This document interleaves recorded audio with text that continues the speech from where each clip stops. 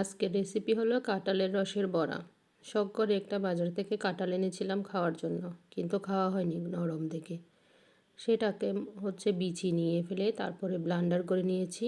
Blunder করেই দেখুন কি সুন্দর একটা রস তৈরি হয়েছে। এটা দিয়ে আজকে আমি বড়া বানাবো। দেখুন একদম মিহি হয়ে গিয়েছে। এর মধ্যে আমি প্রয়োজনীয় উপকরণ দিব। দেখুন খুব ঘন এবং দেখতে খুবই অসাধারণ হয়েছে। এর মধ্যে আমি দিয়ে দিলাম পরিমাণ মতো চিনি। যে যতটুকু মিষ্টি খায় ততটুকু চিনি দিবেন, কারণ এখানে অলরেডি কাঁঠালের মধ্যে মিষ্টি আছে। সাথে আরেকটা দিয়ে দিলাম ডিম। এরপরে এগুলো খুব ভালো করে মিক্স করে নিব। মিক্স করে নেওয়া হয়ে গেলে এর মধ্যে দিয়ে দিব অল্প পরিমাণে চালের গুঁড়া। চালের গুঁড়া দেওয়ার পর একটু ভালো করে মিক্স করে এরপরের মধ্যে দিয়ে দিব পরিমাণ মতো আটা বা ময়দা, যে কোনো একটা দেওয়া যায়। সেটা পরিমাণ মতো দিয়ে দেব। কাঁঠালের রস যতটুকু ততটুকুই দিব। এখানে কোনো রকম পানি ব্যবহার করব না। শুধুমাত্র কাঁঠালের রসের মধ্যেই এই পিঠাটা তৈরি হবে। এরপরে আমি এদিকে ফ্রাই প্যানে তেল গরম করতে দিয়ে দিয়েছি। এটা সাধারণত ডুবো তেলেই হয়। দেখুন আমার খামির রেডি। এরপর আমি তেলে দিয়ে দিচ্ছি একটা একটা করে। শেপটা যে যেরকম পছন্দ করেন ওভাবেই দিবেন।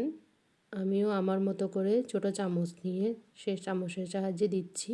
আপনারাও আপনাদের পছন্দ মতো শেপ দিয়ে তুলতে পারেন এই কাঁঠালের রসের বড়াটা। দেখুন আমি দিয়ে দিচ্ছি একটা একটা করে।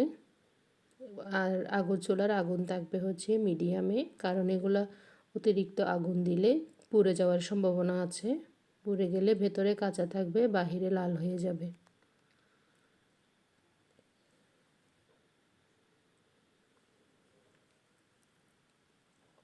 দেখুন আমি প্রায় অনেকটা দিয়ে দিয়েছি। এবার একটু উল্টিয়ে দিব। উল্টে দেওয়াটা দেখুন পেছনের মধ্যে কি সুন্দর একটা কালার এসেছে, ব্রাউন কালার একদম। প্রত্যেকটা এভাবে উল্টিয়ে মিডিয়াম আঁচে এটাকে তো বানাতে হবে। অতিরিক্ত আগুন দেওয়া যাবে না, এটা মাথায় রাখতে হবে। দেখুন আমি মোটামুটি ফ্রাই প্যানে যতটুকু জায়গা হয় ততটুকুই দিয়েছি। এই যে আমার ফাইনাল লুক। দেখতে খুবই অসাধারণ এবং খেতেও হয়েছে অসাধারণ।